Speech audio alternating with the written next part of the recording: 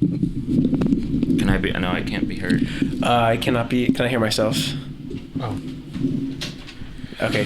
I'm good. Ooh. We're back. We're back. Excuse me. What episode are we? 197, I think. It's Alex!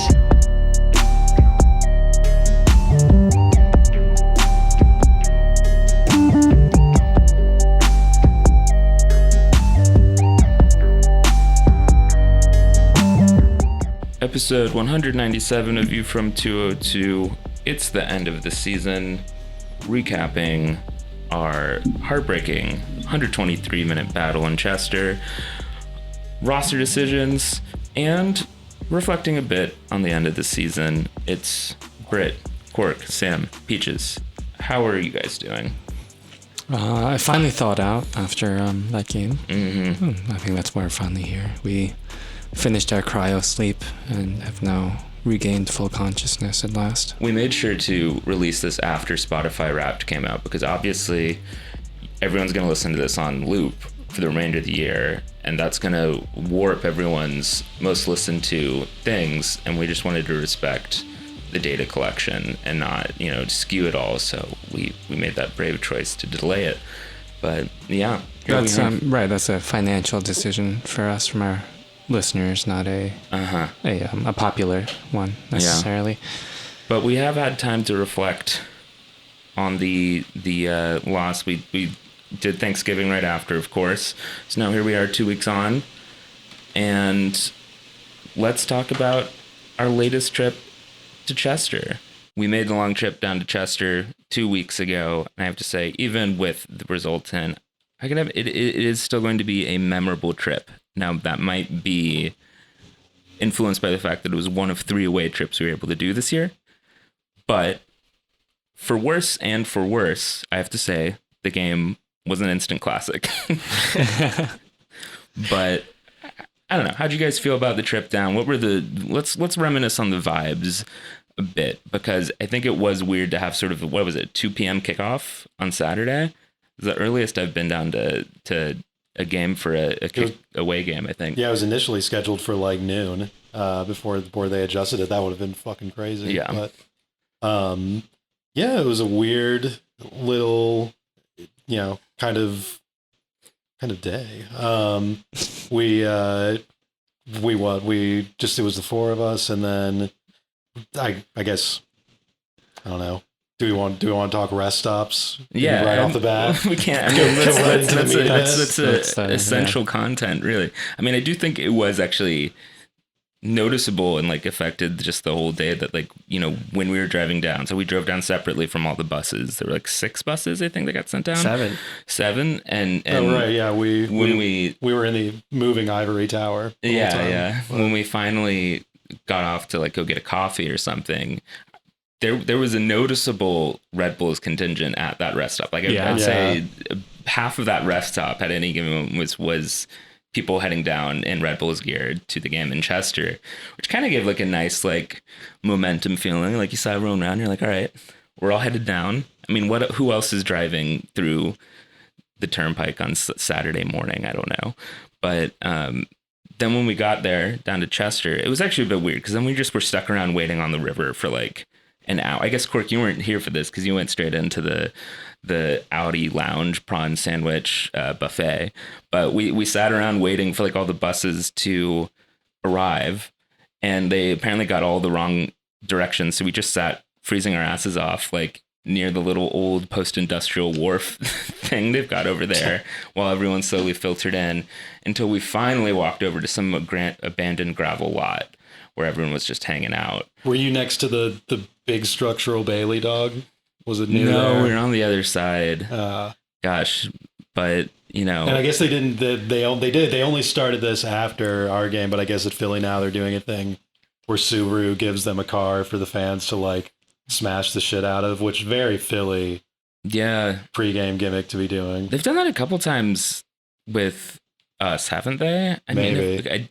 Weirdly enough, if they did it on our game, I didn't see it because I've only seen it on the game that they just won and the next round, and then I saw a post like earlier today where they were like, oh, if you want to take out your anger on City fans, come hammer up this car. It is fitting. I mean, that's something that my high school did. Like, it must be something that you can like just easily sign up and get, because my high school did that, and my high school was very like not into school spirit stuff. It was just sort of like this big public school that didn't give a shit anymore, and then they just dropped this old beat down car in like the Commons one day and was like, anyone want to hit this? Everyone was like, not really. Yeah, it was like, this is kind of weird. What's the catch? Yeah, exactly. Right. It was like a bait car. Am I gonna get in trouble? Am I gonna get suspended?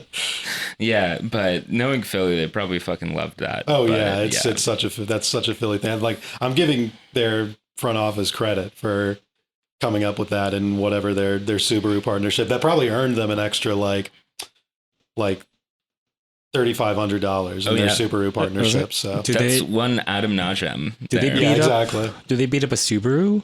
I don't know. Or do they beat up like a Mitsubishi? I think Subaru.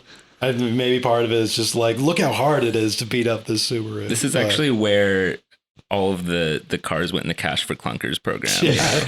And the stimulus. Just sports pregame. This is the Build Back Better provisions coming through. Yeah. I feel like in previous years when they did this for us, there was always like Red Bull cans involved somehow in a very corny way. Yeah. You know? Yeah, come like take a bulldozer over a bunch of Red Bull cans. I think they've finally gathered that nobody gives a shit about that. Yeah. You know, even like it's not even good banter. The Red Bull hard-ons or like diehards, hard-ons, diehards, same thing. Also, like, especially don't care about the drink thing. You know, it's like whatever. But to my dismay, I tried to get a photo of like their card stunt or whatever, and it didn't quite look embarrassing enough to post and make fun of, because Philly fans they passed out these like big blue and gold like shiny things. What did it spell out again? It didn't spell out. It was just stripes. It was just alternating colors for each section. Yeah. So it wasn't very exciting, but it wasn't. I was thinking the whole time that they were prepping for that, not to dive into Philly's presentation again, but like I was thinking the whole time doing that, it's like, man, this seems like so labor and resource intensive for not much payoff. Yeah. Like they said that they had like section leaders at the bottom of every section. I'm just imagining like one like the grimy Sons of Ben member. Well, that or just like, you know, the amount of interns that they had to like put together on something like that. But then, as you know, we discussed in private or whatever, that Philly has shitloads of interns. Yeah, they have their intern program's actually very developed. It's an intern army. They have a lot of like just entry level staffers just walking around too, which is exciting. Because like when I was working for the Dynamo for a summer, I was technically stadium staff rather than club staff, but like it was like 2 or 3 people on each team, and then just like temp people on the weekends. Philly seems to have like a dozen people on each team minimum, and then gets like people on the weekends. It's like just weirdly large club, but yet they still only have one guy in their ring of honor. I was going to joke that their whole like color hold up block thing was going to make a perfect like Renaissance painting of Sebastian Latou's face. I know. Well, continuing the theme of Philly just being sort of a weird club honestly in a sort of like value neutral way. Like it's not necessarily the worst thing, and like it's not as bad as City, for instance. Obviously, you know, it's just unique for better and for worse. They like do things like making a custom version of the Red Bull crest that was like red and fucking badass. It was like crimson and gold. It was like who made that? Yeah, you know? Exactly. It's like, Thank you so much. It's not something you can just run through like an app or whatever. Yeah, just send the SVG over to New York Red Bull. Somebody like sat down and made that. I don't know. They're why. like, we'll stick it to them. Looks so fucking bad. It's the complete opposite of when the PA announcer is like, your Philadelphia Union versus the New York Red Bulls. Right. Like, it was the visual opposite of that. Or like maybe they didn't even think it looked bad. Maybe there's just like they've just got enough make work jobs over there where they're like, I don't know, I'm going to spend 3 hours just like toying around with this thing. Looks pretty cool, huh? Yeah. Which is great for them. Really. They have like a 5-person team with entry-level graphic designers. Yeah, or maybe they just accidentally signed up for some contract with some graphic design people where they have to spend a certain number of hours and they're just burning it really at the end. But that would explain the, on-screen graphics at that stadium, because some of them are dire.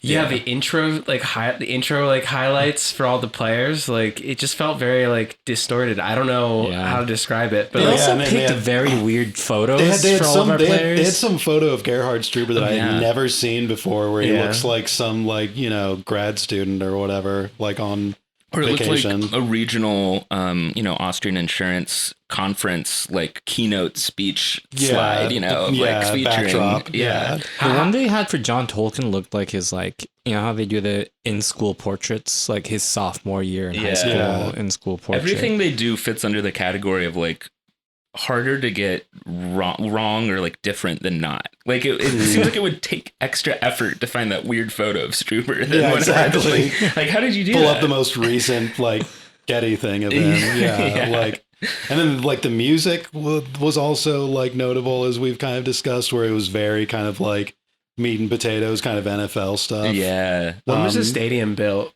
Does anybody know? Like 2011, when they started. Like within the year, I think. Yeah. That they... Everything about it just feels so low budget. I mean, Red Bull Arena is older, right? Yeah. So, by like a year or two, though. Not it too also much costs older. like 3 times as much. Yeah, but it's Philly is clearly from that generation of kind of cheap 2.0 stadiums. Yeah, it's Columbus Crew Stadium. It's just a single open bowl without a roof and like single tier. Yeah, and also it's kind of similar to Harrison in a sense of being sort of a post-industrial area that, like Harrison, also had its development stalled by the financial crisis that was like supposed to happen near the stadium. But the thing is, Harrison still has like the New York skyline right near it, and like you can kind of see the New York skyline from a distance, so it still feels very much like in the thick of things. Whereas in Chester, just out in the field, by the side of the river. Like when you're walking by the side of the river, it's like, ooh, you're really like in the wilderness, out on the estuary. You're really like fucking Jacques de Gatineau or something out there, like charting. You're gonna see like the Viva La Bam cast come roll by or something. Which is like has its appeal in some ways, but it's uncanny, like it also makes the go back to New Jersey chants funny. Oh yeah. Well, the tweet that we sent off about that made the rounds, I think, even beyond Red Bulls, because it's like, God, look at you guys, like what, like this is we equally as weird as New Jersey ever is. Yeah, like get out of our luxurious little fucking industrial cove. I know. Like, yeah, gladly. How dare they? Yeah. But the game sucked anyway. Yeah, well, I would say that it was the trip was a tale of two halves, because getting down there was good vibes going into the stadium. Well, I was actually gonna skim over getting into the stadium because I think it was sort of annoying and took too long. But once I was in the section, sorry, that's what I meant. Getting into the section, being in the section, that was great. And then, but getting out, I mean, I was in a pretty bad mood. From the result. I don't know. I got to play with a smoke bomb. That was fun.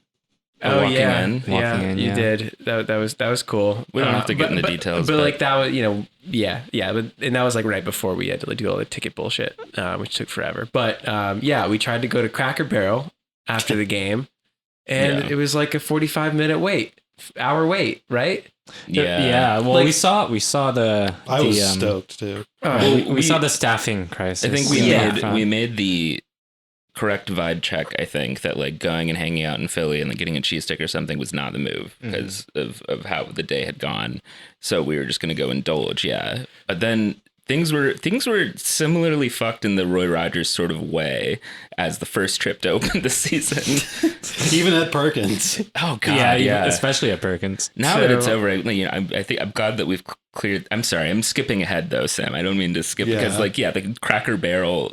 It was just like very open, like so many open seats, just no staff. Upsetting. Yeah. So I think they just kind of threw out a time range for us, but like in reality, we were probably just like, please don't come in. Yeah. And we were like, okay, They were running out of candy in like the general store area. It was a bit of a Cracker Barrel crisis. Yeah. But we settled for Perkins. No, we wanted to go. We were going to go to the Taco Bell in that area. Well, we just drove a little Mine was bit, too and I don't long. even know where we were. Where were we in New Jersey? Somewhere in just southern New Jersey. Cranberry. Yeah. New Jersey. Cranberry. Yeah, And so, then all of the rest stops were closed, including the fucked Roy Rogers. They're Right. probably closing it to redo it because Yeah. it was really They're bizarre. They're gonna redo it to have a animatronic Woodrow Roy Wilson. Rogers Oh, yeah. make just a single cheeseburger for everybody who walks up, regardless of what their order is. nice.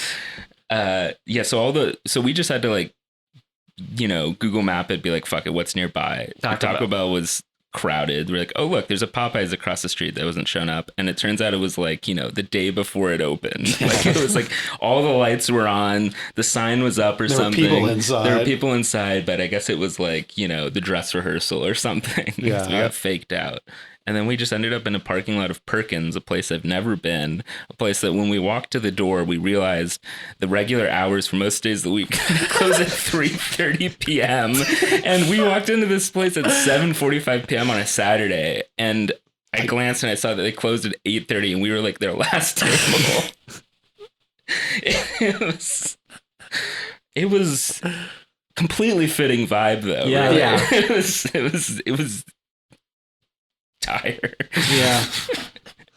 Really embraced becoming a senior citizen. God, but the wait staff were pros. They were like, yeah, let's knock this out. Like they were unfazed. Yeah, they Entirely. whipped up a nice chicken tendy sandwich for me. Yeah. That was and some coffee. My food was terrible, but I deserved Sam, it. yeah, I deserved I was it. I was jealous of Sam's chicken Yeah. tenders. I got a Yeah. very classic and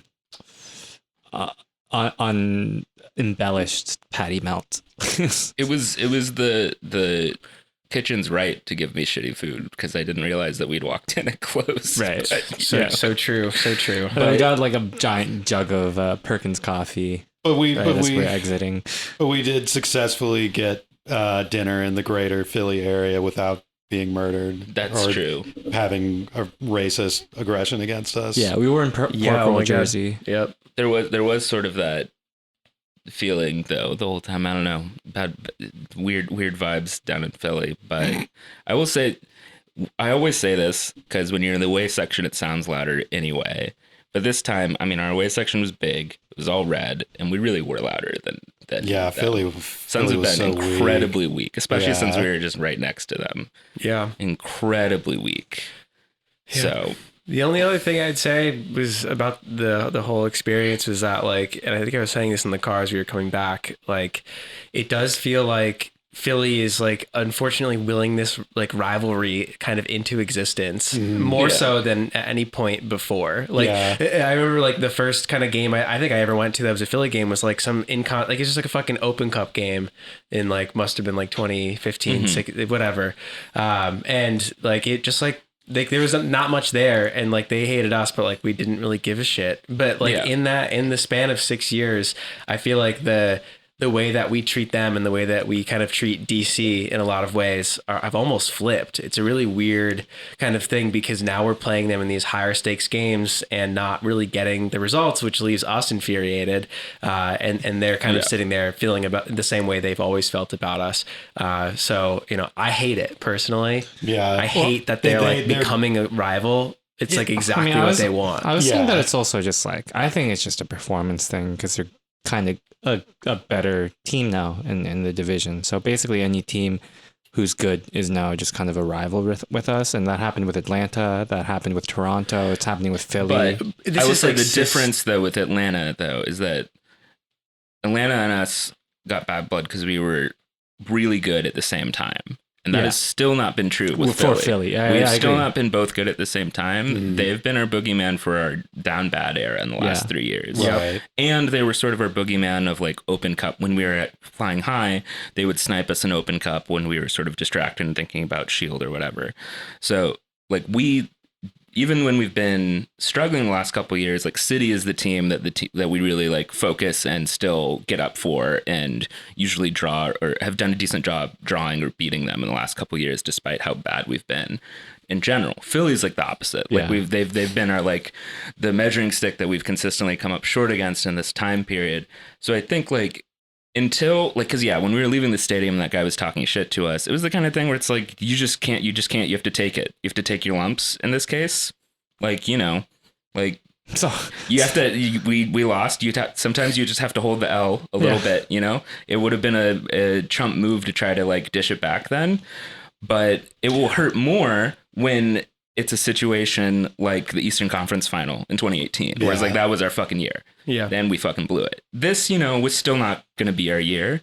And the thing that hurts me about these last two games in the playoffs against them, 19 and 21, is that like the feeling of like, you know, in 19 in particular, they still didn't really have any history yet or like any playoff wins or sort of like big moments. I guess they had their cup runs.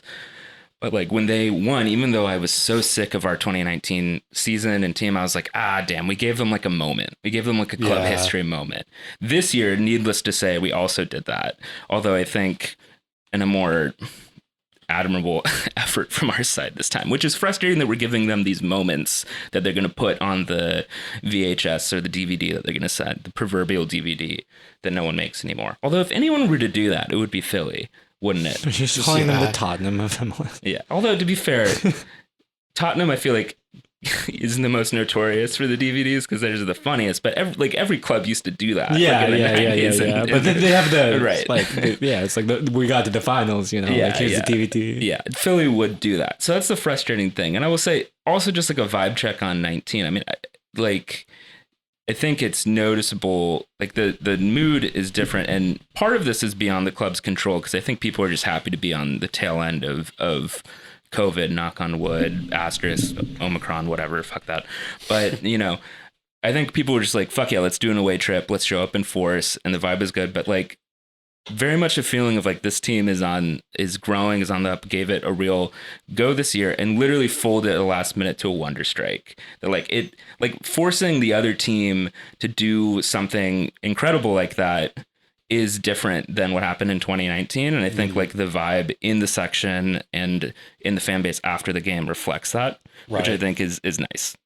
Yeah, I mean, like, what can you do if someone has to do that to beat you in like that kind of time? It's like we had to force them to create a miracle in order for them to do that. It hurts, but it's like it's not Gerrard slipping on himself, you know, to give up the game. It's not Terry slipping in the rain and penalties. It's fucking last minute wonder strike out of nothing. And for what it's worth, I do think we were more in control of the game. Did we deserve to win? No. But I think we were more in control of the game. Yeah, we didn't play badly at all. Yeah. We had our chances. They had their chances. Yeah. It could have gone either way. Yeah. It was an instant classic for worse and worse. Not for better and worse, for worse and worse. Yeah. That's my 2 cents on it, you know. And it was really unfortunate you were there to witness history. Yeah. But, and the one of the more painful moments maybe that I'll end on for the Philly game is that, like, just, you know, in that minute after or something, you could see their big video board or something, and they had all the different angles of them celebrating, and there was one where they got it where like you could see very clearly in the background like a wall of red. And then like the Glesnes or whatever celebrating before, and I just remember thinking like, fuck, that's a really good shot. Yeah, I really hate what a good shot that is. Where it's like, God damn it, I fucking hate being on this end of this moment. Like, but it'll come. I think it'll come. So, well, it's nothing to hang your head up about, I think. And I think that especially if we like from our perspective of going into this season thinking about, you know, we're trying to build for next year anyway, you know, it's a good way to. It's also wild that we still had a corner after that. Like, fucking imagine, man. Yeah, fucking imagine. We got ahead on it too. Yeah. Like, and if Coronel and then got in it, if Coronel had scored instant, I mean, that was that's like Coronel was coming up for the corner for the last ditch effort against City at home, right? So like, damn, we were owed one. But if he had scored that, we would have won penalties. Oh yeah. I was so fucking ready for penalties. We were all ready for penalties. Jesus. The section had a dip in energy, admittedly, because it was cold and it was a long day. But then we were building energy up the last 5 minutes. By the time it was getting close, we were just like, we're all ready for it because, you know, obviously. And the fact, it's weird that the away support is next to each other at Philly, but the fact that it would have made penalties especially hype. Yeah. So I was not in the section, but I did get to instruct Ernst Tanner on how to get the like radar moving for the faucet in the bathroom. Nice. So that was my my big prawn sandwich brigade Your, story for the game. Philly, it was my first time in the Philly press box, and it was generally. I was gonna say chill. you're not qualified to construct a club from the ground up, having done that. Yeah, that's actually the yeah. FIFA E license. Is that? Yeah, It's a level above what Peach has. exactly. Well, that was our Philly trip. If anyone doesn't have anything else, I think that's a very good way of summing it up, really, at the end of the day. There's been roster moves since Muppet season. First and foremost, we just mentioned him, Carlos Coronel.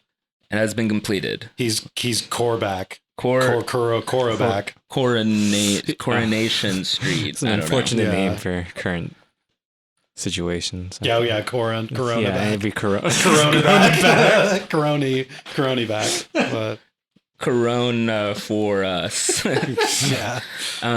Corona bot. Coronel has been purchased from Salzburg. Excellent. Ganked him. Great. Got him. They moved Good. the right money to the right accounts. Absolutely. Yeah, exactly. Yeah, love some backdoor accounting.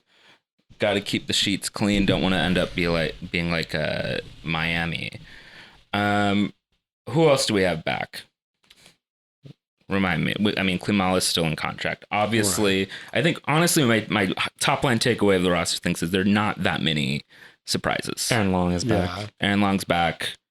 Niels Reyes back. Funny footnote that Drame, who was just signed, I guess they're reconfiguring his option, even though we just did it 2 months ago. But yeah. That's just funny. It doesn't really matter. But, Monson is obviously still on his same loan agreement. The club... We were able to get rid... Well, I mean, not get rid, because that's disrespectful. We love anybody who plays for the shirt, but able to move off some pretty difficult contracts finally. Big contracts. Yeah, so Manny Egbo, right? Manny Egbo is out. David. The ones that are surprisingly back are David Jensen and Jason Pendon. Yeah. But Mandela Egbo is out. Matthias Jorgensen is not out. here. Damn. Daniel Royer is got his farewell. We'll see if he even makes a go of it in the game again. Feels like maybe the end for him, period. But then the big one that I guess will be sort of pivotal for this offseason as far as stuff that we know is up in the air now is that Sean Davis is a free agent now. Made a farewell video for He's a free agent now, but Royer. is the club said that they are in discussions with him, and he did make a video and is participating in club media, so it does seem like it's leaning towards him coming back, but it is not official even after these few weeks since the game, and in the time that they decided to go ahead and voluntarily make these roster announcements. So that will be kind of a big domino to fall this winter. Although we'll be sure to provide minute by minute reporting on who Sean Davis is following on Instagram to figure out if he's going to move or not. Will we? Yeah. Oh yeah. I'm not on Insta, so I'll be leaning on y'all to handle that. But my understanding was that Gutman is going back to Atlanta, and there's no active discussion of bringing him back. But Tom's going back to Stoke, but there's active discussion to have him come back. Yeah, and I did appreciate that the club specified that they are still working with Davis and one other player, Edwards and Drame. Yeah, two other players to bring them back. Sometimes they say that in the end of season announcements. Sometimes they don't, but it gives some clarity.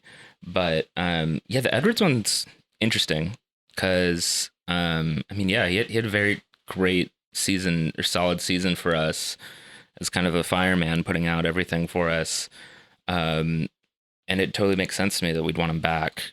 But I mean, his tenure at Stoke is very confusing to me. I mean, I know you wrote about this for the site more, but it seems like the manager still doesn't rate him there. It's very strange, and there's been little hints here and there, including from Kevin Thelwell himself in a press conference recently, that Edwards has had stuff going on privately that he's had to balance with playing really well. So kind of very, very unclear what the outcome of that will be, because it does seem like he might have a better chance at Stoke now than he's had in a while. And it's his boyhood club, and no one would begrudge him for wanting to succeed there if it's an option. But yeah, I would have, like we said, Gutman is probably gone, and it doesn't seem like they're making a huge effort to bring him back. But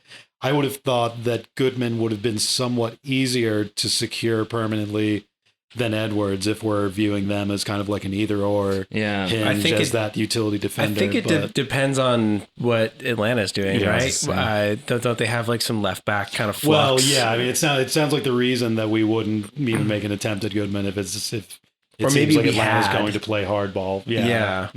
Did Atlanta nabbed him in one of the weird drafts, right? Like, yeah.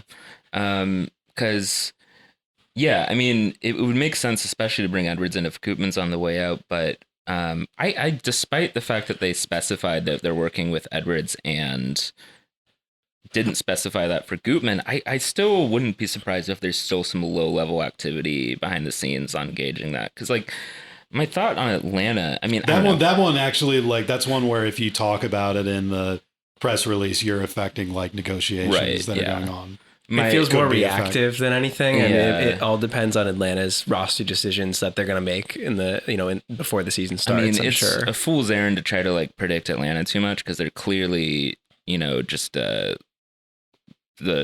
horse or the carts in front of the horse over there, right? Mm-hmm. With like the way they buy players, but like with their such a disorganized team, like from a sporting director point of view, and they're linked to another 16 million guy from South America now, and they just seem to probably always need a little bit of money and don't really have a strong tactical plan, especially now that they've got have they named did they make their interim guy permanent after? No, they have Pineda, the old Mexico national team guy. Is that he's permanent now? Okay, he's permanent now. Yeah, but so maybe they have a picture now, but I mean, I would have to think that, if I'm in Bocanegra's seat, if I have a club that's willing to fork over a little bit of money for a player that's never trained with you, and you've got a new manager who's probably submitting requests for things, I'd be very tempted to be like, okay, yeah, let's give us like $400,000 and MLS money. Yeah. Yeah. And that would seem within possibilities. So I'm still holding out some hope there. We'll see. The other player who I think that might sort of be the status on, although there's not the factor of like MLS tampering or whatever to worry about, like with Goodman, is Yuba Diarra, our special little guy. Yeah. Who I had gotten a little bit of word that he was somebody they were trying to bring back. Obviously, Struber's raved about him even when he hasn't even really played that much.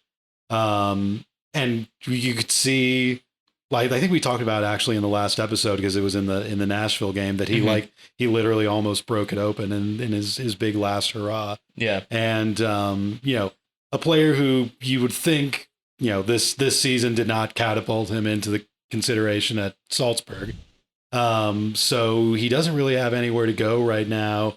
And, the Davis situation is kind of up in the air. I mean, it became increasingly less ironic. Our descriptions of Yuba Diarra as a potential 6 for us. He's still only, I think, like 22.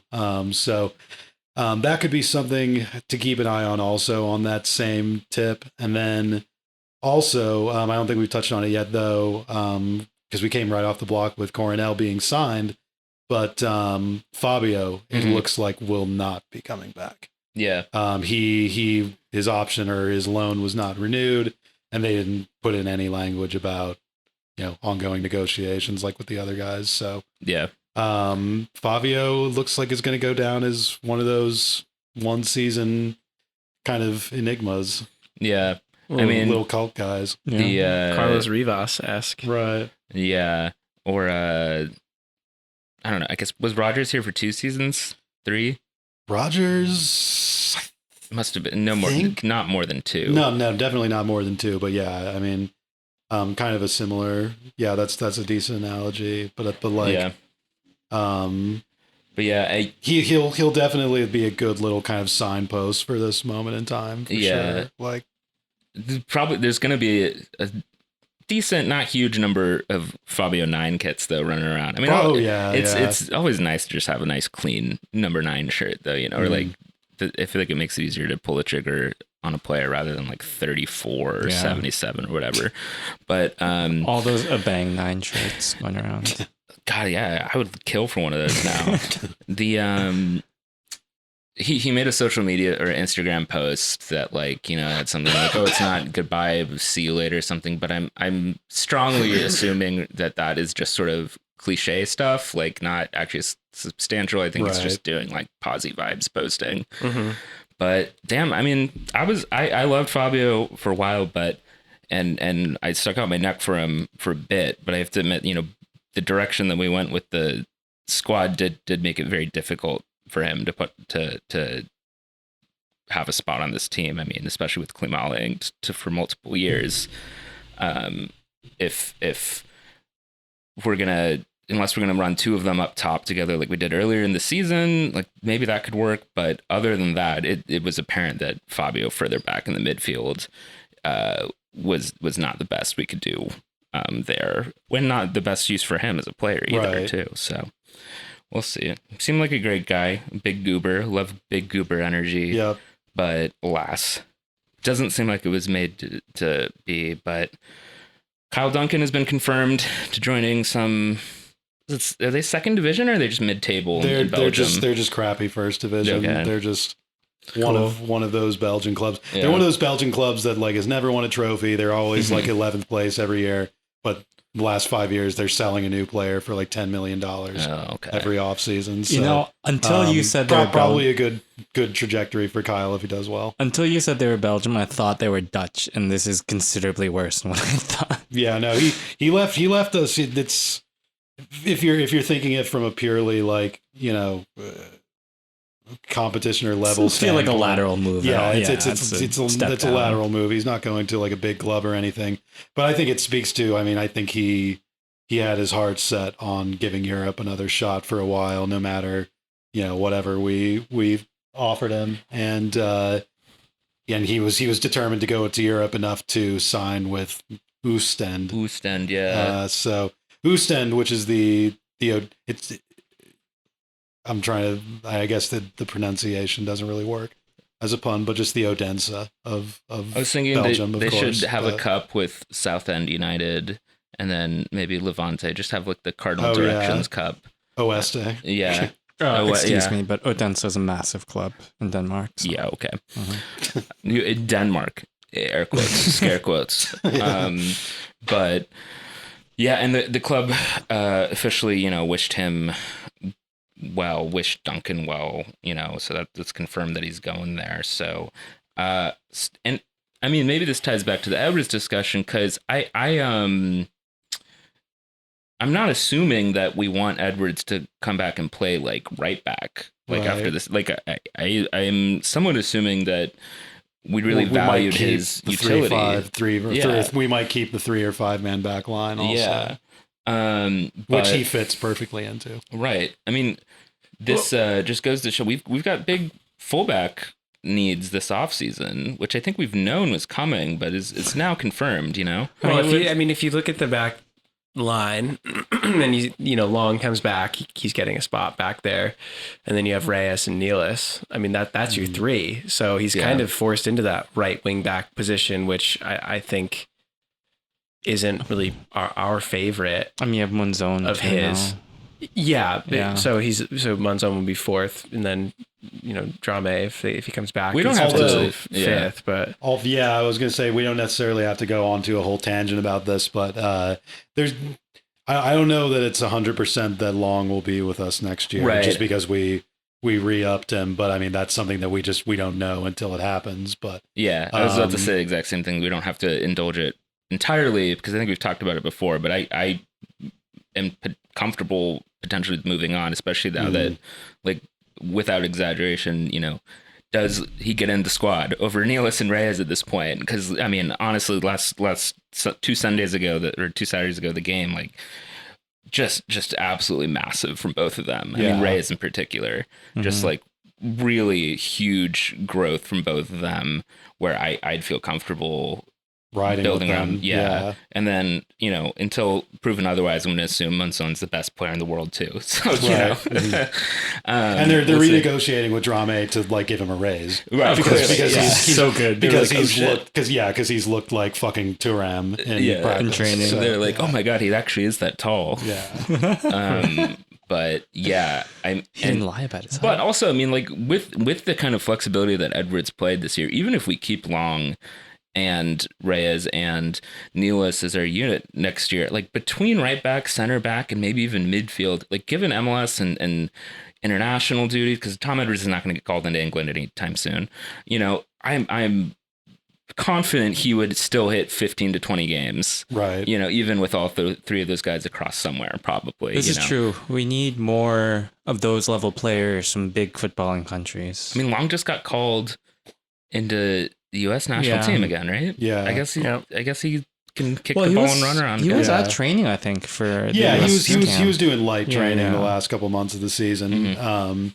But this was interesting what you just said, Peaches, where it's kind of both. Yes, we do need to get those kind of like more French. Well, I was going to say, I German. think it is a strategy, you know, like a somewhat soft strategy by the club to start going for those kinds of players. Obviously, we're getting British players now that are kind of fitting that profile. Brazilian strikers aren't going to get called up from RBNY. I was going to say that for Bob, I was going to piggyback on that to say, hey, I think Coronel literally has a shot to be a potential Brazil national team player, as like strong of a statement as that is, to compliment Coronel. I mean, but Brazil is like for a team as a selection as large as they are historically more flexible with who they will call in too. Yeah, it's exactly. I mean, they called in Julio Cesar, like 80-year-old Julio Cesar in Toronto. Yeah, like. But then there's that. But then also that for a guy like Edwards, and I wrote,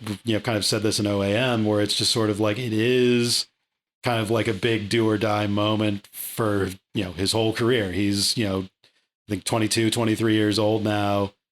It's basically a decision of whether you want to be kind of a big fish in MLS and commit to kind of probably doing the bulk of your career here, or going back and trying to move up the ladder in England, grind it out, and see where you end up. Where MLS, maybe it's the safer, easier, whatever move you want to say, like is like always comes up in American player discourse, but it's also there's something to be said for that, for having a nice career in MLS for a decade or whatever, as opposed to maybe just becoming a complete nobody in England again, but getting a better shot and maybe a little better money. Although I do wonder that, among the MLS clubs, if we are probably the softest landing for that, given Thelwell, given Beswick, like his agency, with all that stuff, and pains me to say it, I'll whisper it, you do have Jack Harrison showing that you can make the jump back theoretically, So maybe it's, I think what you're saying is still true overall, but maybe it's the softest, it's getting a little softer than it was 5 years ago. And that Thelwell ideally could provide him a security blanket saying, I know sporting directors and agents in England still, if we need to bust out of here. We have Kyle Duncan ready to step on up. So we have a proof point on our conversions. But yeah, I think you're right. I think the reputation of MLS has just gone up considerably in the last 4 years. I think just from the profile of it's Tyler definitely Adams and players like that. It's definitely not as much of a like backwater, like, oh, I've failed thing for an English guy to commit to MLS in his early 20s than it would have been, like you said, 5 years ago. But it's still kind of a real. Yeah, we're not crucible. in Giles Barnes, Nigel Rio Coker territory anymore. We're solidly a tier 2, 3, maybe like league now, I think, as we've discussed. I think this actually segues into questions we got. We got a question from Chase Martins, and this is actually apology to Chase that we did not read this when he originally sent this in October, but we're gonna hit on it now. So Chase writes, what is your current opinion on the future of Glimala?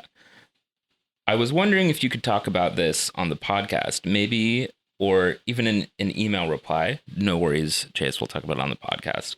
Do you think Klimala has a future as being the star striker for Red Bull New York? I believe he does. I'm a supporter from Torcida and have a season ticket in 201 since 2018. Been going to games for a decade. The way he has improved, I can see him being a superstar 20-goal season straight scorer like BWP was, but younger. I don't think he has a European level, though. What is your opinion on our new striker and how he has improved over the season and where he will go in the near future and far future?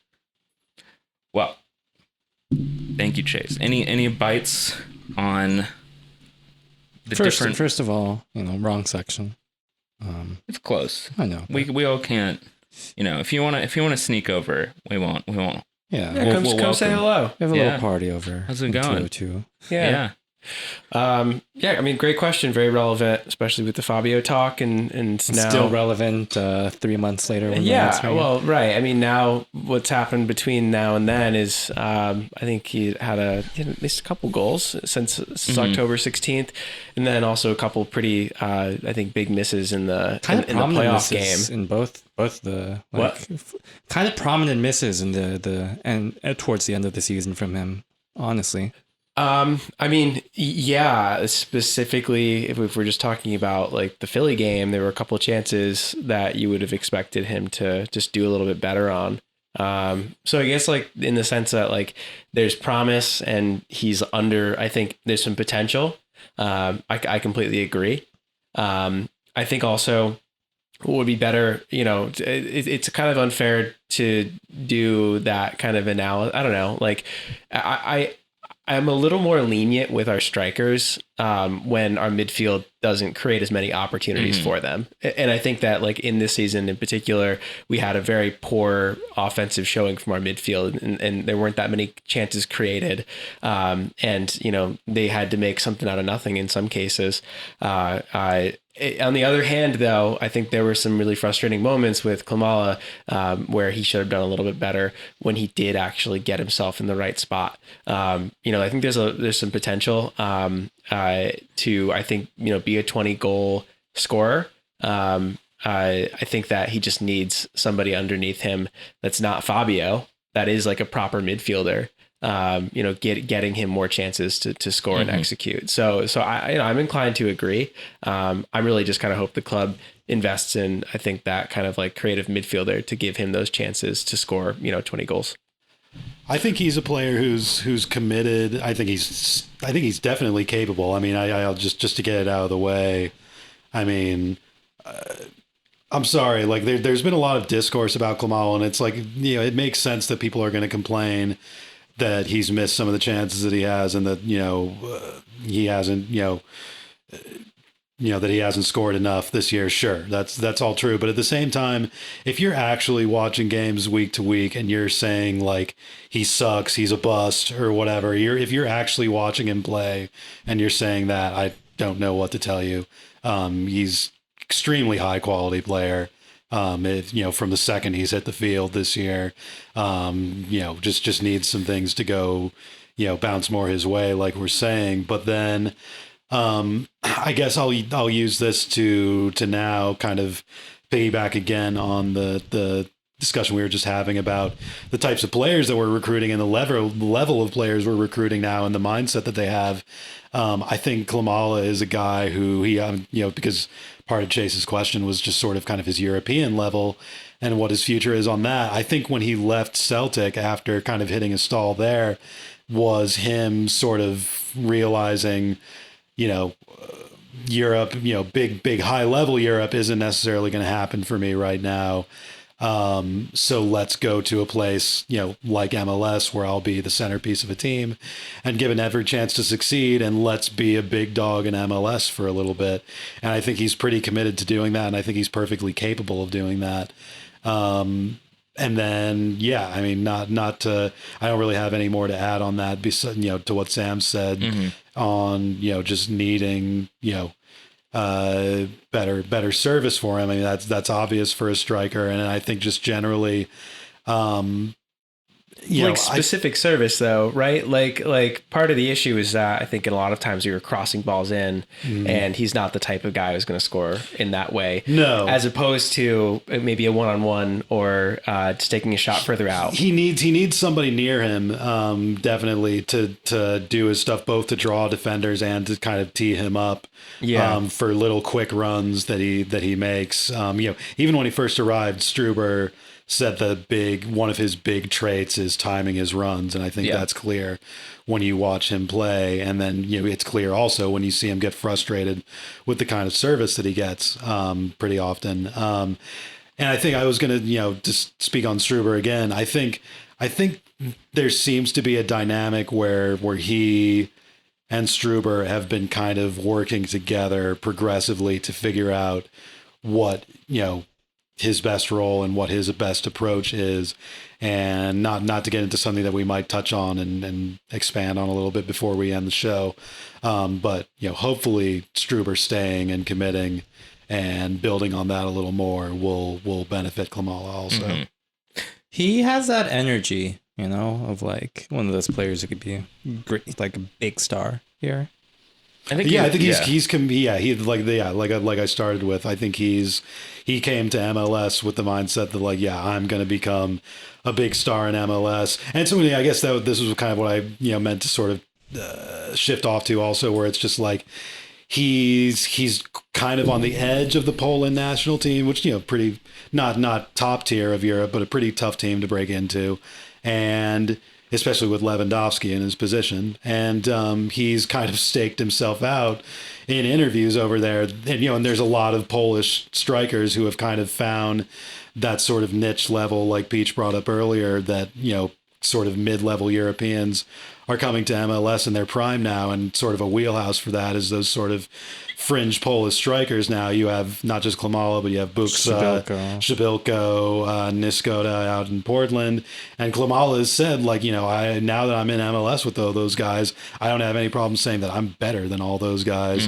And I think I can prove it in MLS. So I think he came here with the mindset that, I'm going to be one of the best players in MLS and make my name doing that, because I'm getting kind of frustrated in Europe at this point now. So, he seems like Thelwell and Struber and everybody, when they signed him, kind of said that. I mean, he's kind of got that sort of oomph factor. He's got the aura. He's got that kind of charisma. Yeah. And he's like, it's players like that. I feel like always they have to start striking at some point in order for that to kind of snowball into itself. And it hasn't really kind of happened for him yet, and he hasn't really gotten into a rhythm. But once he does, I'm sure, he's a striker, so he's going to be streaky, and he's like, people are going to always complain moving forward that he's inconsistent. Even every time he doesn't score, people are going to complain. But the thing about it is that he's going to pick up on a streak, and if you're a player like Klimala, you're a confidence player, and you build up on top of that, and then you start scoring week in, week out, and then you might go for a drought again later on. But BWP, I don't think he doesn't play like BWP does, obviously, but strikers and attackers are kind of like, I think I was going to just second, I think, what Sam led off with about literally the service and stuff, but just to reiterate or expand that, I think just like the literal finishing part as well does suffer when you're trying to compensate for other things like that. That I think it's possible, and it does happen, that when you're allowed to think a little bit less and just seamlessly play tactically wise where you're on the pitch, for a striker, you also finish better, even if it's sort of the same situation that you find yourself in. I would not be surprised if next year he finishes very similar chances that he didn't finish this year, just because he's more locked in and loaded. Just playing on instinct instead of having to, think about whether it'll be his last chance for a half hour. Yeah. The next question we have that will be the bookmark for our roster section before we get to year-end stuff is from Alexander Sassaroli, who asks, what do you think are the biggest needs for this offseason in terms of transfers or general reshuffling of the roster or tactics? Of course, I'm talking about view from 202, not the team. How can you offload Peaches sooner rather than later?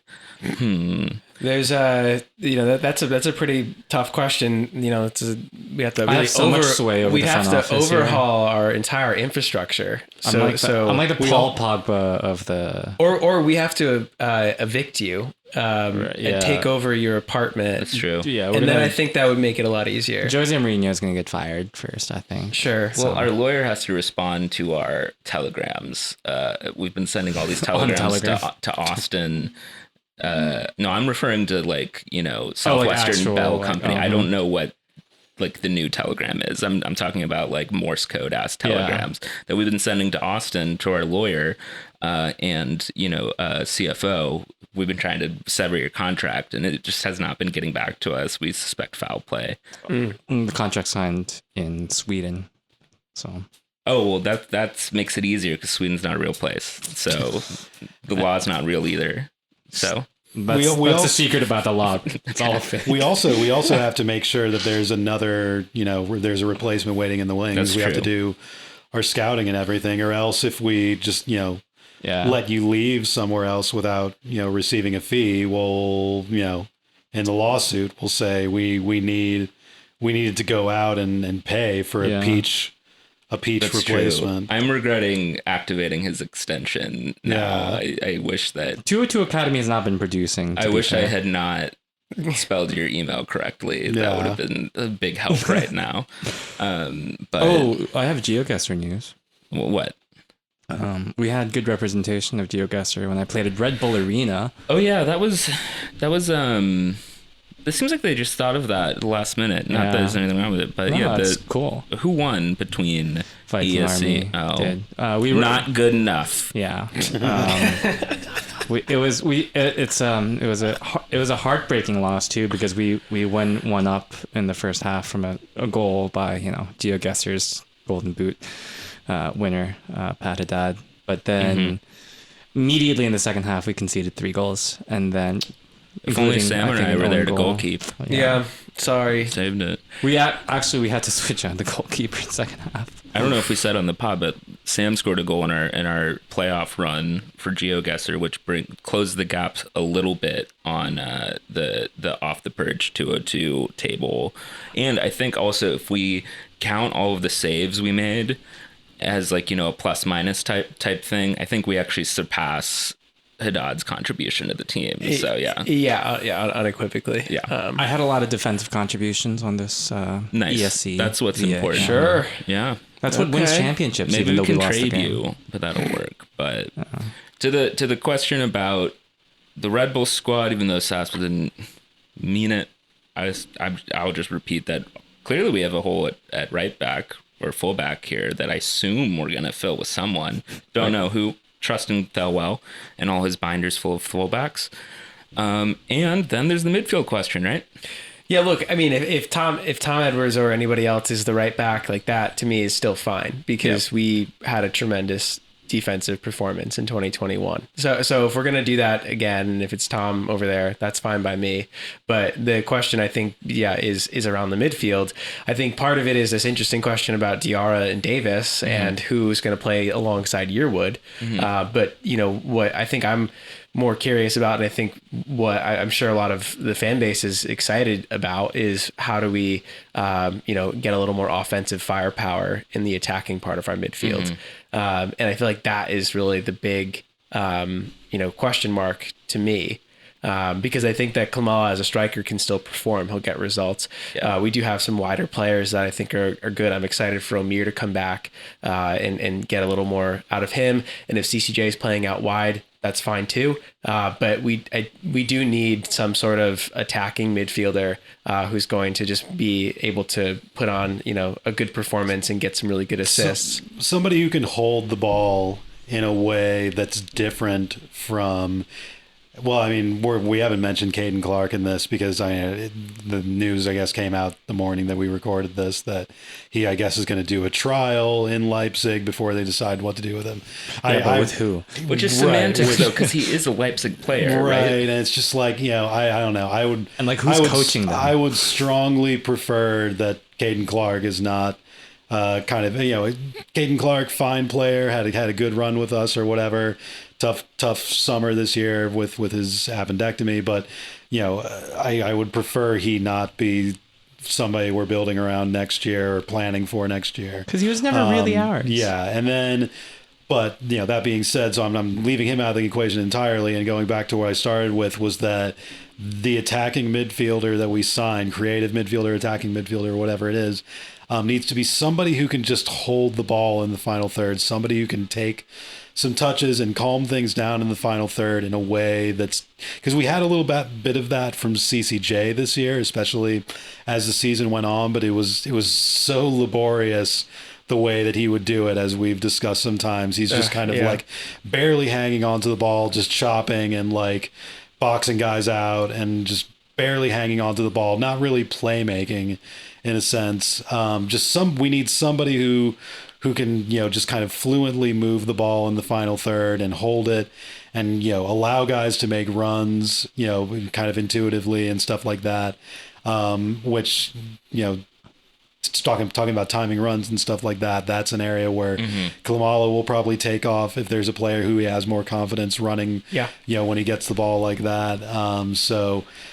Just some type of midfielder who can kind of basically playmaking is I guess the American term, but just sort of orchestrate and just hold the ball and allow the rest of the team to function, instead of just having every pass be like, oh shit, I can't believe we just completed that pass, and have everything everything bounce around and hope for a goal. Especially given the apparent instruction that we gave to our wide players this year, where we stopped going to the end line entirely. Yeah. We had started asking Tolkien and Duncan to pull it back and do these really not confident like triangles and switches.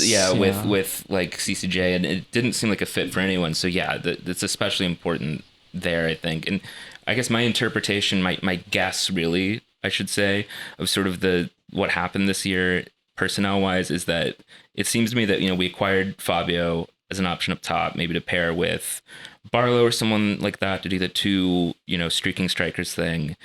There were the rumors of looking for Haksabanovic or a midfielder, where we balked at the price.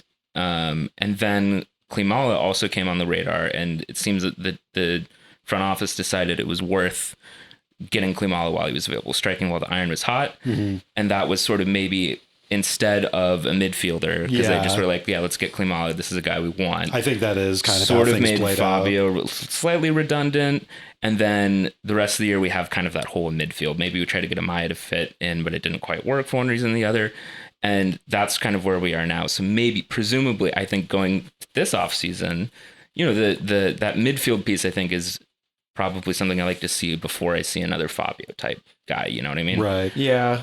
So I think that there's, we balk at prices and things like that for, I forgot, I can't pronounce his name. Haksabanovic. Haksabanovic. I think that there's some, I don't know, like the feeling of like not going out and spending on like a difference maker DP, like whatever that phrase means. Like I a lot of the fan base gets upset about it. I mean, I feel like I want to validate that kind of feeling because like you can get a difference maker that's still young, 22, 23 in that role. And like the club really needs that. Well, we have one. Yeah, right. Yeah. Right. But we still do technically. Well, I guess he's out of contract now, right? Yeah. At this now, point.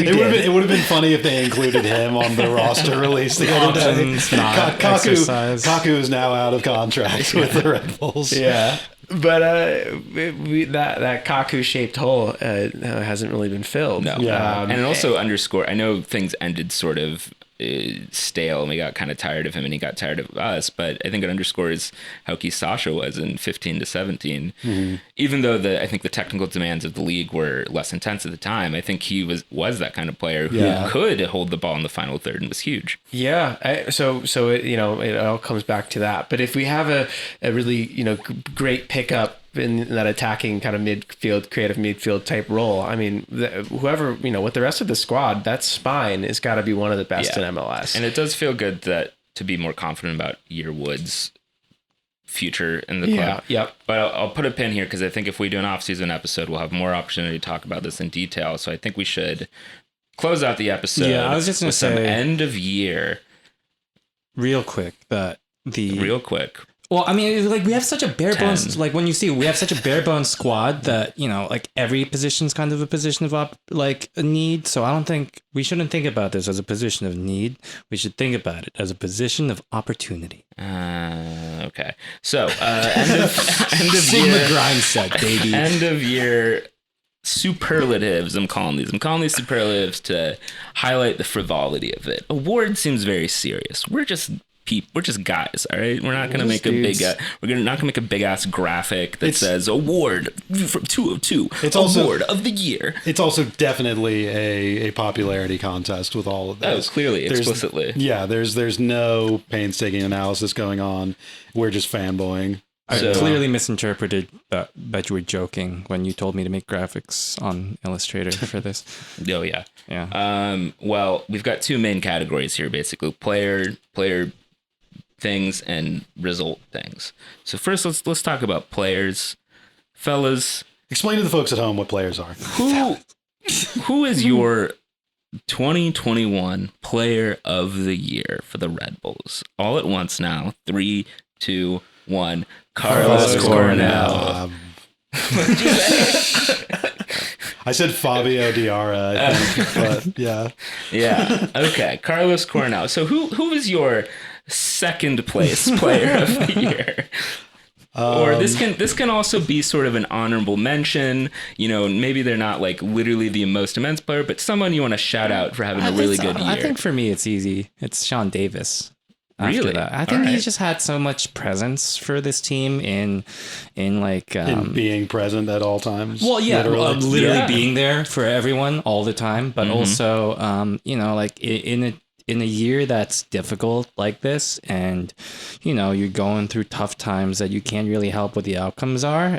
You need a strong presence to help like keep your guys together. I think Davis's mentality is kind of a show don't tell thing for a lot of guys, and he's always out there on the field doing his stuff, and like, you know, he's maintained a good head, and I think like as captain he's better than I kind of thought he was presence wise, and in terms of, you know, like the things that he does. Stabilizing force. Yeah, so I think that him being there has been good for the club and good for the season, and I want to commend him for being pretty consistent. Makes sense. Yeah, look, I love Sean Davis as a leader, and I love the energy he brings to the team. I love how much he runs around. He has like the most movement on the like per game on the club in the roster, and probably in the top tier in the league.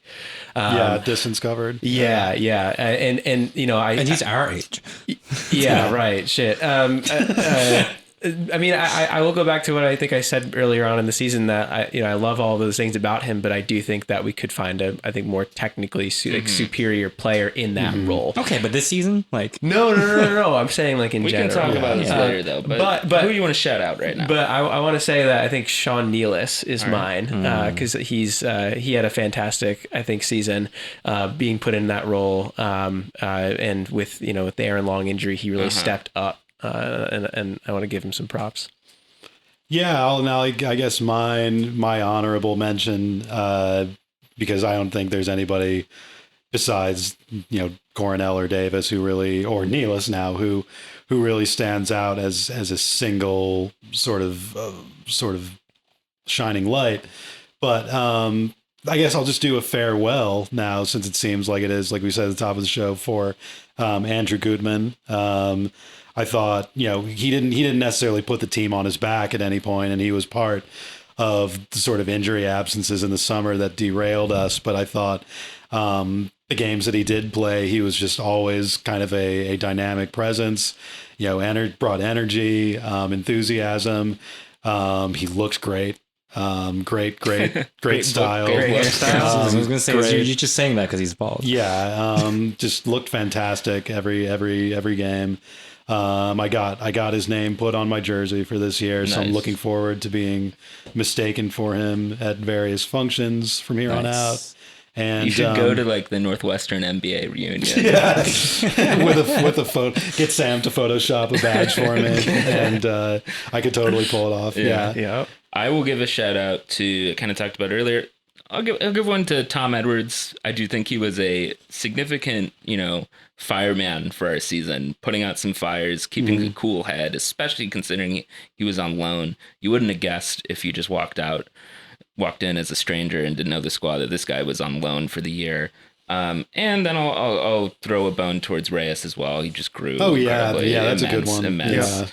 Yeah. Reyes, just to touch on Reyes real quick, just as like a footnote for his season. I think he might be, if we're going to use some sort of value judgment as far as like who the most valuable player in a transfer sense, in a competitive sense, and whatever you want to call it, Reyes might be at the top there. Took a set, but he's a pretty special player who might have a pretty high ceiling. We'll see how it goes. This leads, I think, directly into our next category, which is sort of newcomer or surprise of the year. You can differentiate if you choose.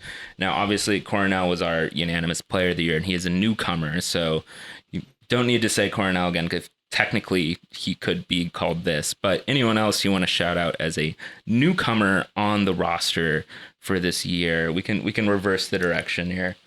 I mean, Reyes, I think, is probably it for me along the similar lines that Cork just explained. Reyes is my call.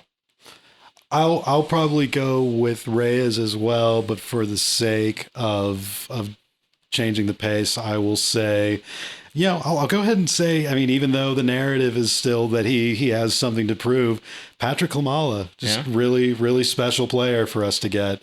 Really, really excited to both see him in his best moments this year and to see where he goes in the years to come. So, yeah, I mean, I think Reyes is mine. I would give a shout to Tolkien, though, as well.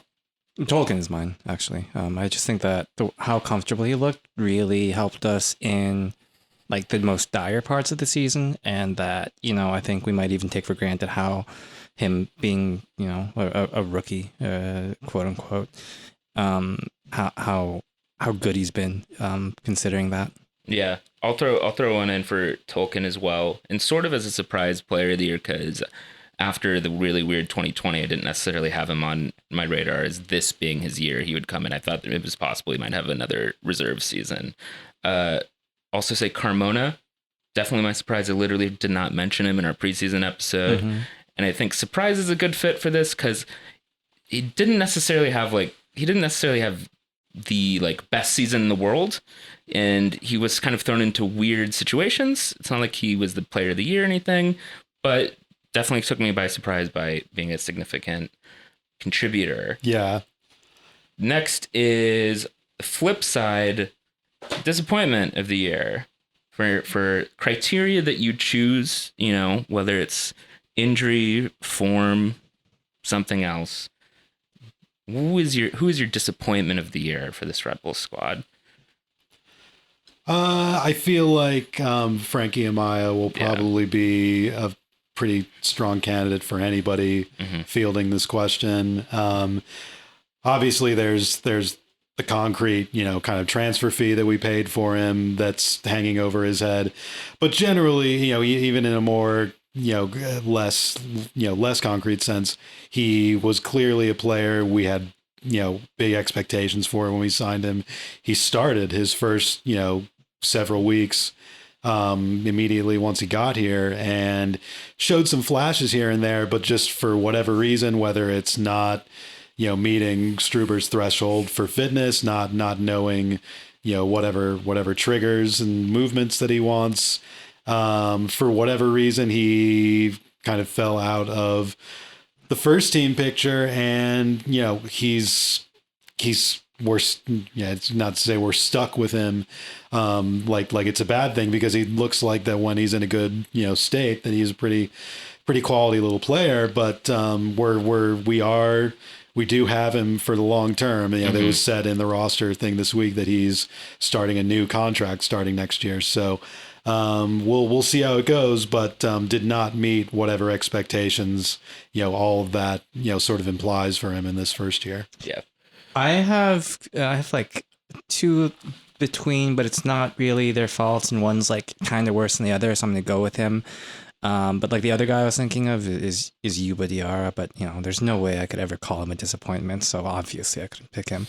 But, I was steaming for a second there. Yeah, I know, but it's like largely out of his purview, but like for similar reasons. And I think it's kind of a hot take or like one out of left field, but the person who least met my expectations for this season is Aaron Long. Because he didn't play, asshole. So that's like disappointing. Yeah, oh my god, this season. Mix it up. But like, if people could, like, people would think of Yuba Diarra in that question. So it's the same like reason. Would they? I don't think they would. I don't think anybody even had a thought about him in the preseason except for like us and a handful of others. Well, after the first game, you're like, oh, this guy, like, he's the inked in starter. On. You know what? I'm gonna say not our favorite, but Danny Royer. I think, and disappointing maybe less in him, but the way that he's just kind of like. He's just like kind of like faded out, and now he's off the roster. He's a free agent. He had like only a handful of minutes and no goal. Right. And it was like, we talk about like needing some offensive production, and I don't necessarily think it should have come from him. But the fact that he was essentially obsolete the entire season is extremely disappointing. That's a good one, because it's like he's like, I think, disappointing as like sort of a proxy rather than like making a value judgment on like him and his skill. Exactly. Because it's like in previous years you would have thought that the Red Bulls would have still played in a way that Danny Royer would bag a couple of goals or something, and the fact that he had so few minutes and got 0 goals even still was sort of telling, I think, of kind of what happened. But disappointment, I think, Amaya was one for me as well. And then I had another one, but you distracted me with that. Was a good shout with Royer, but if I'll think of it, I'll return to it. The final one for players is sort of similar, which is Enigma of the Year. So earlier in the year we had a recurring joke about like the most confusing man on the roster, which 1 or 2 weeks maybe it was Duncan, but really kind of became Manny Egbo's permanent title. And now that he's a free agent, I think maybe we can put a pin in Manny Egbo, say that was there. But are there any other confusing players that just really confused you or are hard to make heads of tails of this year? Yeah, I've got one. I mean, CCJ is it for me. I'm sure everyone kind of feels the same way. I think he's even confused. It seems like he's a little confused himself in terms of like what he's supposed to be doing. He kind of plays a little bit of everywhere and everything. And then even just his performances, like he'll have like a flash that's just like spot on. And then you might not even remember he's on the field for 40 minutes because he's just kind of there on one of the wings, like not doing anything particularly remarkable, but nothing that is like get him off the field. And the fact that we're seemingly holding on to him for the long haul rather than maybe trying to flip him, and especially since he's we run such a specific system where the management is always talking about needing very specific things from specific guys, and CCJ just seems to be this Swiss Army knife. It makes it particularly confusing that he's stayed around for so long, because it's like, well, this is a guy who seems to be an all-around player who doesn't specialize in anything. You'd think that's something that would not fit with us, but yet here he is. I don't even know if he's that, though. Like, he's not like... He does specific stuff well, but like when I think of Swiss Army knife, I think of someone who's like pretty consistent at doing a whole bunch of stuff at like a mid-tier level. But I feel like CCJ is just like this streaky player who like occasionally does one thing amazing in like various different areas, like scoring a random direct free kick, or like being on the end of balls, but also like fucking up a press trigger, or like not being in the right lane, like. I think the Swiss Army knife like comparison, though, it does hold true to some extent. I mean, I think because he can be called upon to play in different roles in that midfield. He's been here at a formative time of his career, and we've not pushed him towards. It does not seem that we've pushed him towards a specialization in his game, really, which is interesting. Yeah, and the only other thing I'll say is that like of all the players on the roster that are young, like I can see the trajectory or the upside or like where they could fit on like. Position wise or role wise, in the next year or two. I'm just very confused with like what CCJ is like. What's the goal with him? Like I have no idea really. Yeah. We'll see. Any other enigmas to flag? I mean, I think one area where I will approve of putting him in this basket is Yuba. Not to give him another encore, but kind of, not that we haven't touched on it already, but I mean, came out and was, according to Gerhard Struber, our most important player in the very first half of the season. And then, barely made an impact from there, mainly because of, we don't know whether it was actual full-on injuries or just cautiousness about injuries, the hypothetical injuries, or whether, who the hell knows, but he didn't play very much despite being such an important player in Struber's eyes. So I could see what Struber saw in him as well in the limited minutes. So, like I said at the top of the show, I think there's still a chance he comes back. So I think that increases his candidacy for being the most confusing player. The team has been very tight-lipped this year about things in general, but also injuries. But I do think it would actually be helpful or telling to know whether Yuba had one big knock that he worked back from, or if he was just in fitness injury hell with like the other 6 players who just were out for unclear reasons. Because if it was really just a straightforward one big injury and he came back, that kind of changes the way I view him versus being perma knocked or whatever. If it was the first half of the year, I would have said Drew Yearwood, but he clearly came alive in the second half. Yeah. But for me, it's Wiki Carmona. I think it's just like the amount of minutes that Wiki got is like enigmatic to me because of certain expectations I had in this team, and it's kind of weird the amount that he ended up playing. Mm-hmm. So let's move on to results. First off, best results, and you can also shout out your favorite results, because that may not be the same thing in all senses. So I will say, for instance, the best result I think that we had all year, and it feels like a completely different season at this point, is the 2-1 win at Orlando. It felt like the high point sporting wise of we really executed our diamond midfield, the 2 players, and we killed the last 10 games, the last 10 minutes, 15 minutes of that game in a really excellent way. That was really encouraging. We're all buzzing. My favorite result, though, is probably the 1-0 away win at Yankee Stadium.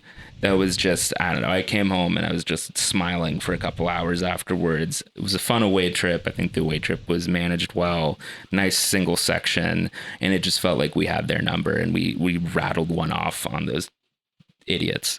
So that's best and favorite for me. I think the best one for me is the was it 4-0 Inter Miami win that we had? Yeah. Just because that was I had been harping on the entire season about how we need to just get a game with more than 2 goals, and that was finally like the breaking point, I felt like. And it was also just like the beginning. It didn't really precipitate more goal scoring, though, it must be said. No, I was gonna say it didn't really do that, but it did like start off a sequence, I think, more confidence when we did start winning a little bit more and getting into form.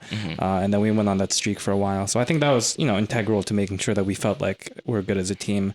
I mean, I agree with you on my favorite. Oh no, my favorite game was the late equalizer at RBA against City, because it was banter. It's that series almost feels like one continuous game in a way. Exactly. Yeah. So true. Mine are the same exact answers as Brit's. Hard to like that away win. It was fantastic. Watching that, it felt like there was so much potential for the season, for that to come crashing down. It was a little heartbreaking in the summer. Then just like, winning 1-0 at Yankee Stadium is a banter win for me any time that ever happened. Yeah. So, and it was a good time too. And our first one since 2016. My runner-up for the Orlando kind of category is probably 2-0 against Toronto, I think, at home. That was sort of like also maybe gave us a little breathing room. It would have felt bad to lose that game.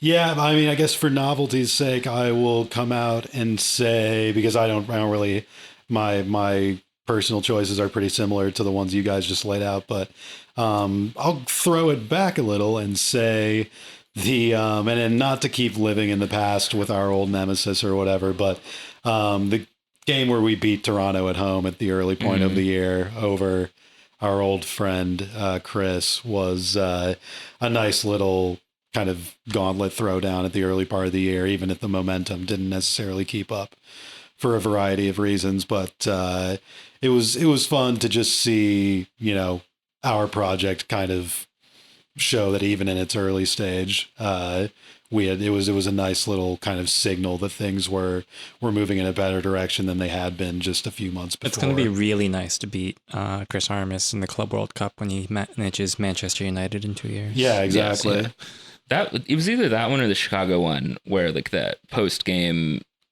like giving the ball things, like when they gave it to Gerhard to be like, oh, we finally got a win, we got it off our chest, and it was like good vibes. So flip side, worst result or least favorite result. So worst result for me, I think is, and I'm interpreting this as sort of one of the most consequential, I think, is the late goal Sergio Santos scored at home to when they were down a man, that kind of low-key kickstarted our summer slide. Because I think that was a moment that was not, was that the game after that Orlando game? It was soon after. It was 1 or 2 after. Kept on getting draws, picked up losses, and the game after that was a 3-2 collapse against New England. And then my least favorite game is actually the game after New England, but it's 0-0 at home against Cincinnati, which to me was the beginning of abandoning the diamond and kind of just packing it up, trying to figure out the midfield, not scoring any goals anymore. And that was the game that I got, like, I think disproportionately bent out of shape about. I have one of these a year. Like in 2017, it was a draw against Philly, the 0-0 that was table-wise inconsequential, but just like vibe-wise, I hated. But I think the giving up the win at home against Philly kind of was sort of the beginning and the end, but maybe the silver lining is that maybe it was the learning moment for the young squad. Yeah, those are good ones. I mean, unfortunately, there's a few we can choose from over the summer. Mine was the home loss to Chicago. Because it's one of the Chicago games. What the fuck? Yeah, that was, I think I was just in a little That's a real nadir, yeah. I was in a little disbelief, being like, all right, this is like, we're spiraling. Yeah. We're about to get relegated. Like, there was no clear like reason, yeah. Yeah, that made no sense. And then after that, the fucking DC draw, it was like, ugh.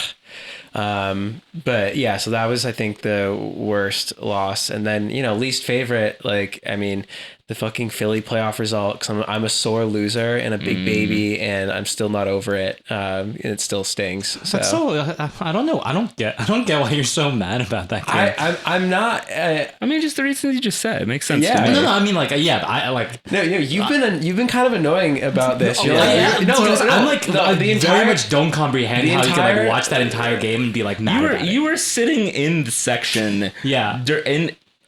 When the game was still going on, in extra time, being like, it wasn't really a foul. Like, I don't know. I think Philly's better than this. And I was like, oh, are you fucking Taylor Twellman on TV right now? Or are you in the away support? You're in the fucking away support. Do you have a Red Bulls podcast or not? Like, yeah, but like doing your John Strong impersonation. Like, look. I'm not a big fan of complaining about fouls that are like really like not out there. We didn't even talk about the ref. We forgot about that. Yeah, whatever. I like my thing about like the loss is like, how do you watch that entire game and then just like I can't be salty about it because of the way it ended. It was like such a profoundly beautiful goal in a way. Now you're making No, this is over. This is over. In a sad, beautiful way, not like a. Okay, that's enough. It's like watching a tragedy, like a Shakespearean tragedy. I'm about to bust out my sword, like memory TV right now. I just want to clarify. It was at this point Peaches continued to wax poetic about the goal that Philadelphia had scored, and everyone argued against him. Stop. All right.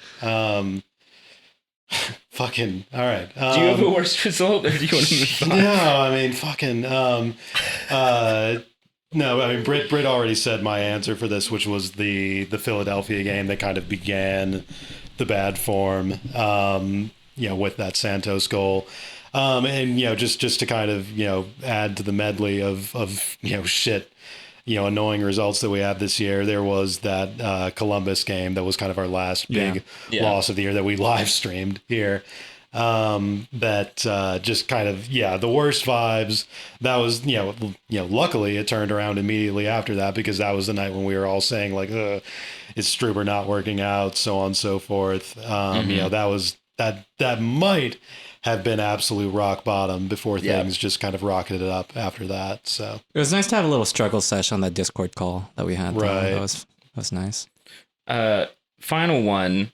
These are sort of a pair as well.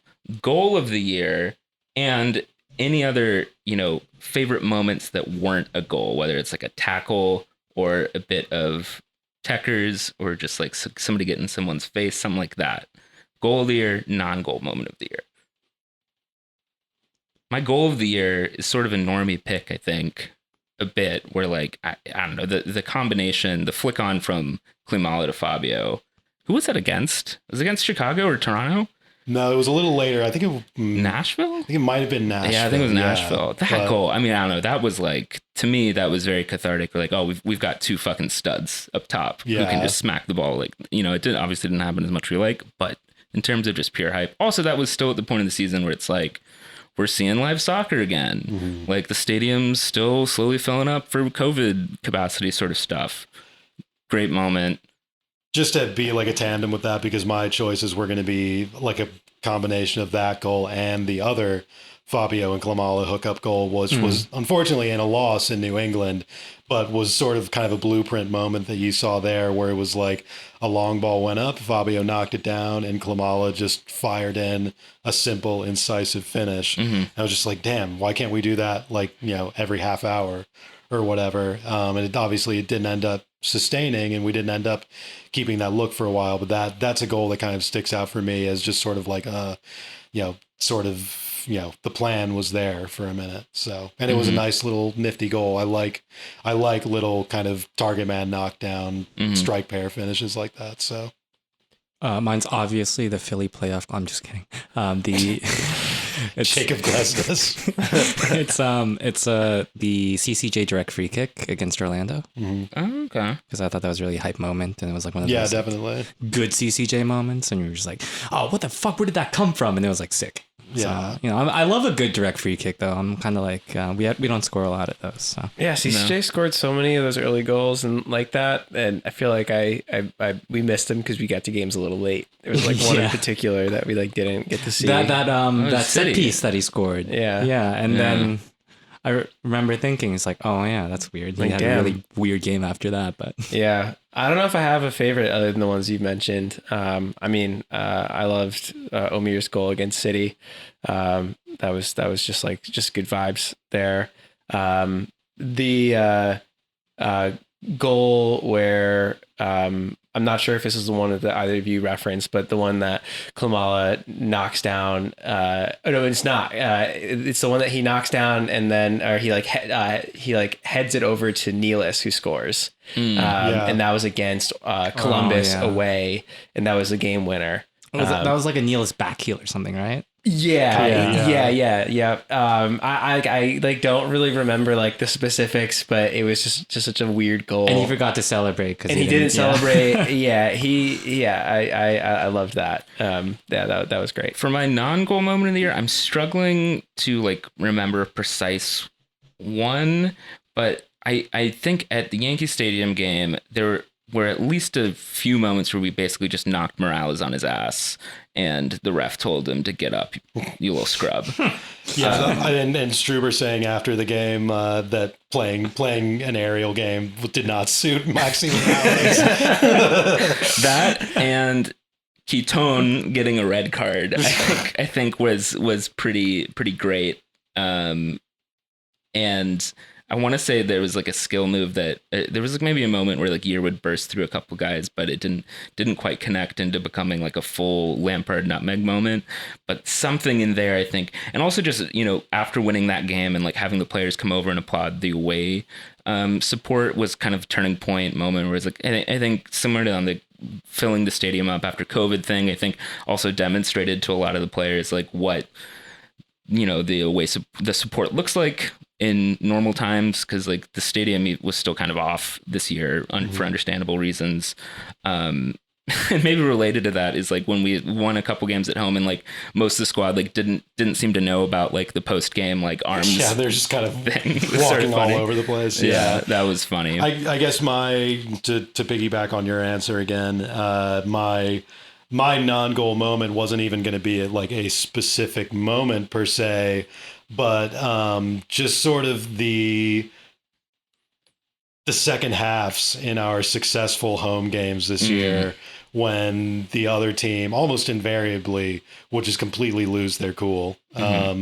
Every team's like 80s, you know, high school movie bully Scandinavian center back would just get fucking incensed at us, at the ref, at just everything that was going that was going wrong for them when they would be playing in the second half, getting tired against the New York Red Bulls, constantly getting in their grill.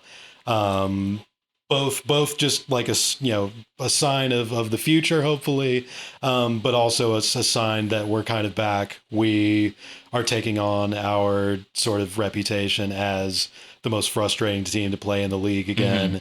And, just identity, just that our identity is kind of, how much we upset the other team. And it's, it's a pretty cool identity to have. Yeah. So the culture is back to it reminds me of a runner. This is not my favorite. This is solid runner up though. It's like Davis got more and more, like usually we did a pretty good job at getting a little less mad than the other team, because you don't want to be the maddest guy in the room. But there were times where it's like, oh, you still want to be on the ref yourself a little bit, And one of the funnier ones Davis did is that like we got a like throw in or something that the linesman or the ref was being a real tedious asshole about like, no, go back. Or it was a free kick, and Davis was like, oh, do you want me to take a fucking corner and like move the ball to the corner flag? He's like, is that what you want? And he's like, no. And it was pretty funny.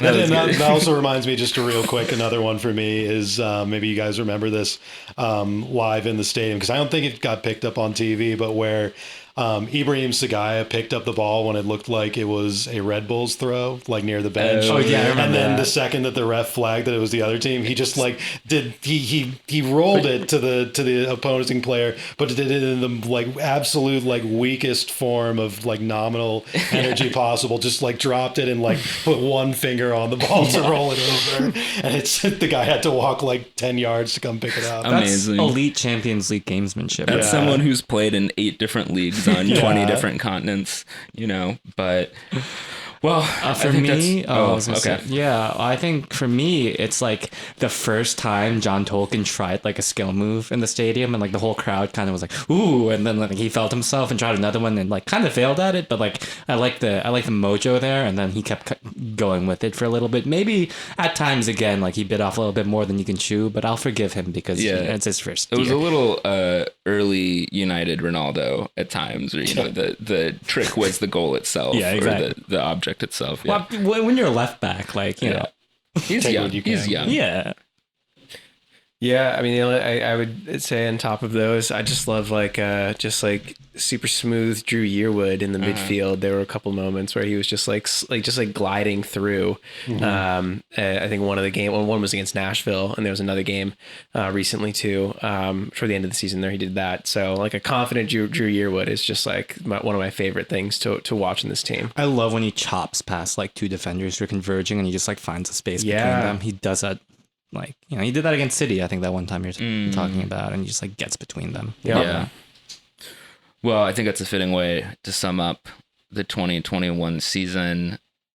We'll record another episode some point this off season when there's enough transfer news to dig into, and we can get into more detail about what we want to see in the roster and everything. But that's our sum up of the Philadelphia game away, our experience at it, roster moves announced so far, and a little bit of retrospection.